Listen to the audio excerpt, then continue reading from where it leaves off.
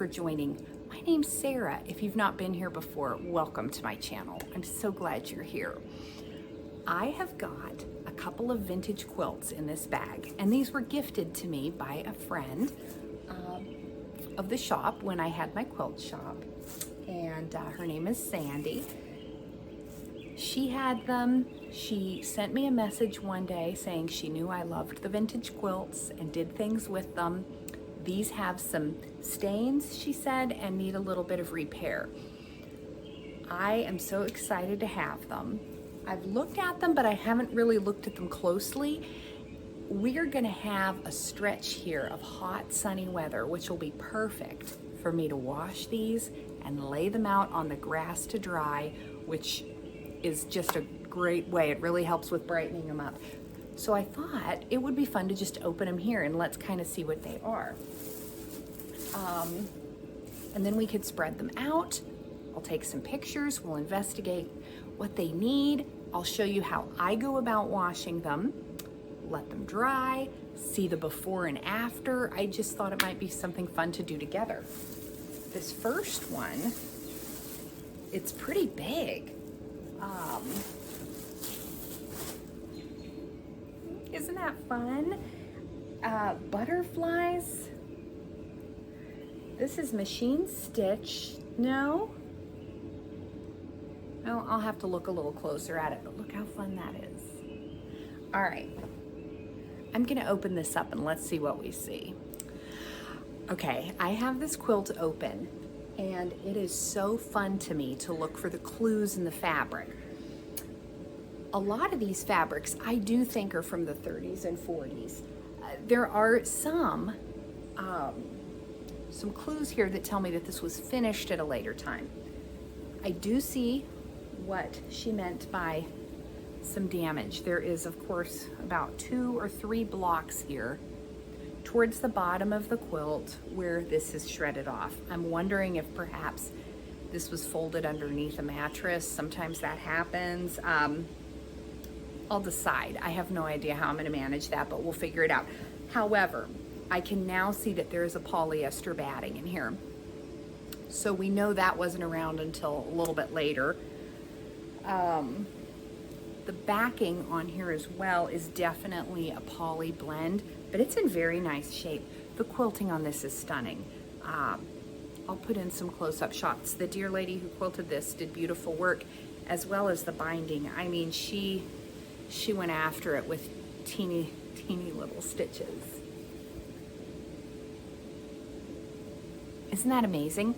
So here's what I'm gonna do. I'm gonna wash this first. I'm gonna show you how I wash it. We're gonna lay it out in the sun to dry, and then we're gonna decide how we're gonna manage these repairs or what we're gonna do. But let's go ahead and get it washed. Strange, isn't it? Filming something in my bathroom, but here we are, and what I've done is my tub behind me, I have put water in it. I've put about this much water. Of course, that depends on how big your quilt is. I may need to add a little bit more.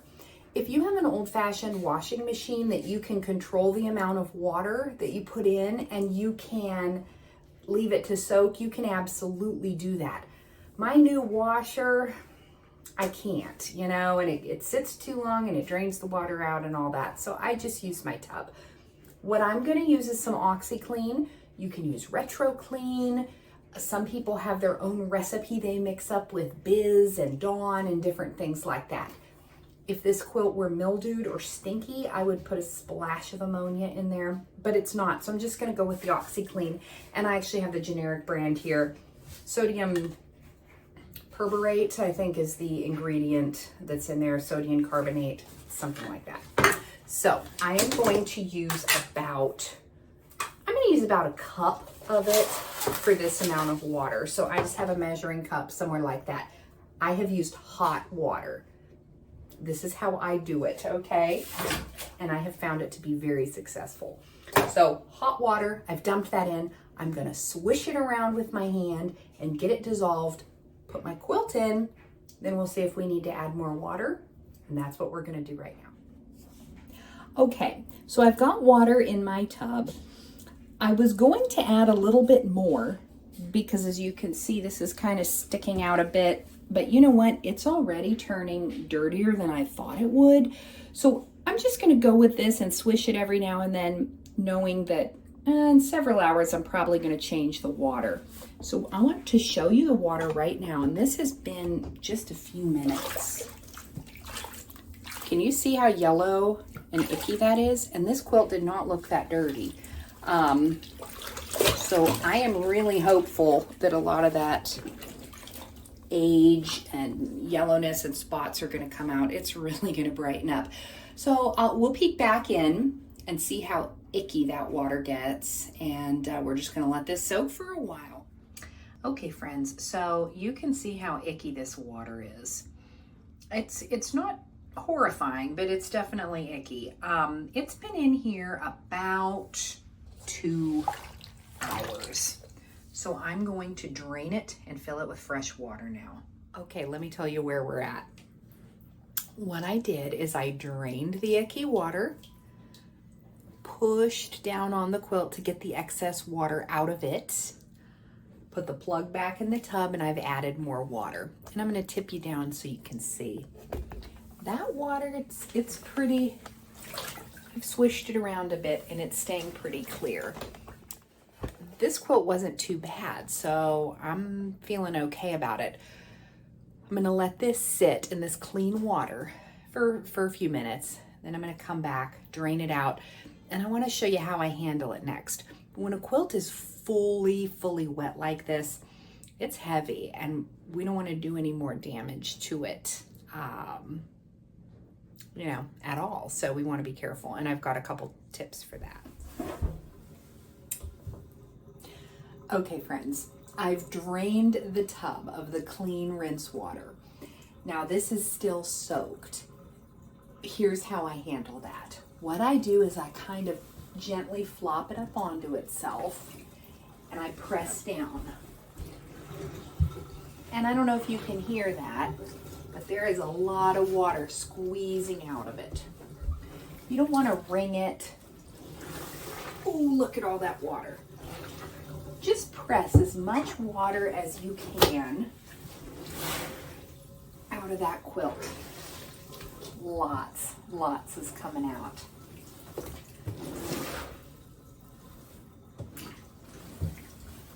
When you've squished as much as you think you can get out of there, here's the next tip.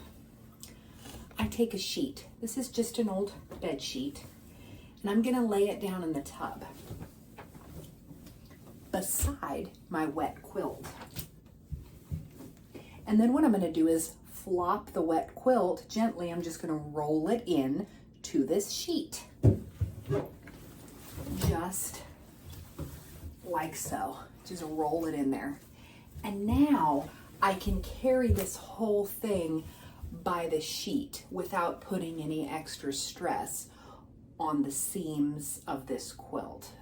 What I'm gonna do is transfer this to my washing machine.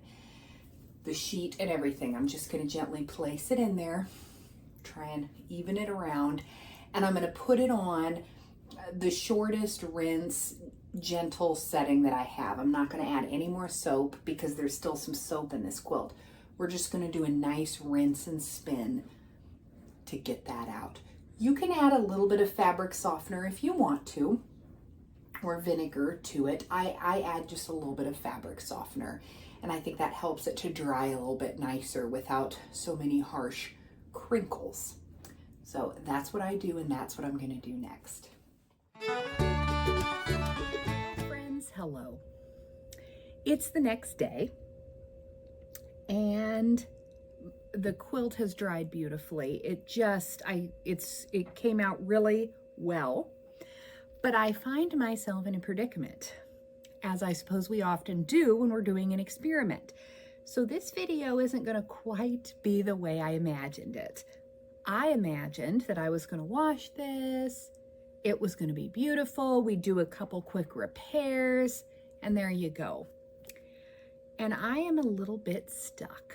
So I will be very curious to see what sort of comments you post below. I'm inviting you to do so, and see how we move forward. Let me show you what's going on and show you some of my thoughts. The quilt's beautiful, okay?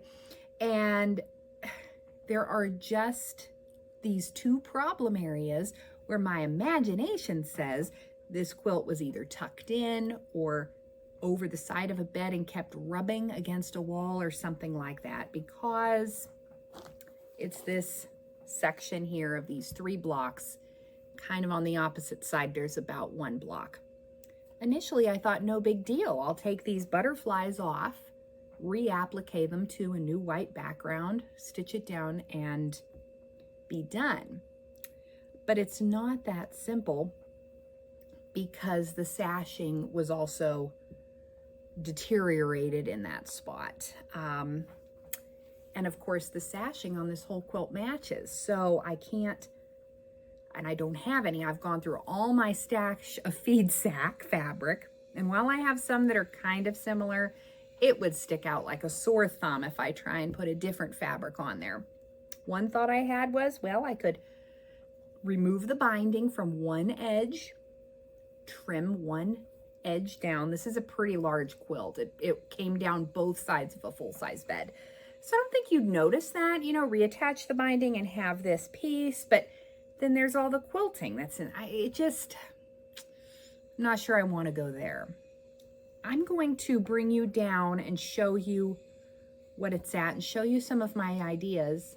And then I hope you'll comment and let me know how we should proceed with this project. Okay, here we are, and you can see what's going on. If it were simply a matter of only the butterflies, I would just carefully take those out, reapplique them, and go to town. But it's the sashing as well. And I'm so bummed because it's only in this one spot. The other one isn't quite as bad. The rest of the quilt is fantastic. Just look. The quilting on there, it's beautiful. It's really, really beautiful. So I hate to think that this is now a cutter quilt, you know, wasn't my vision. So now I'm thinking, okay, should I be creative and do something like a collage of some other, not that one, some other vintage linens on top, and kind of do that all around the quilt. I know some of you will scream no through the screen. I don't know. Should I just don't know what to do here. I'm puzzled. I found some other butterfly pieces that I have, thinking, well, maybe I could make something bigger and sort of applique that on, but I don't think that's gonna work. I'm just not sure.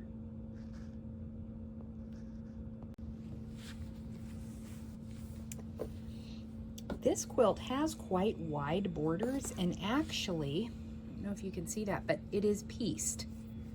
They were long strips. I'm going to say about 2.5 inches wide, and it's pieced. I could remove the binding, but that would entail taking out the stitching and use this to repair the sashing. That's a thought. I'm not usually one who's at a loss for things to do. I just jump right in, plug right ahead and do it. And most of the time I like the way it comes out. For some reason I'm feeling a little bit nervous about this, maybe because I'm sharing with you. So I don't really know. So here's where we're going to end today. Thanks for watching. I hope that you've subscribed if you found it at all interesting or any of the other videos interesting. And let me know in the comments below, what would you do? I'm going to post some more pictures here at the end so that you can get a full grasp of what's going on with this quilt. Truly, truly, I invite you to let me know how you would proceed. I hope you all have a beautiful day today. Go make something beautiful, and we'll see you again soon.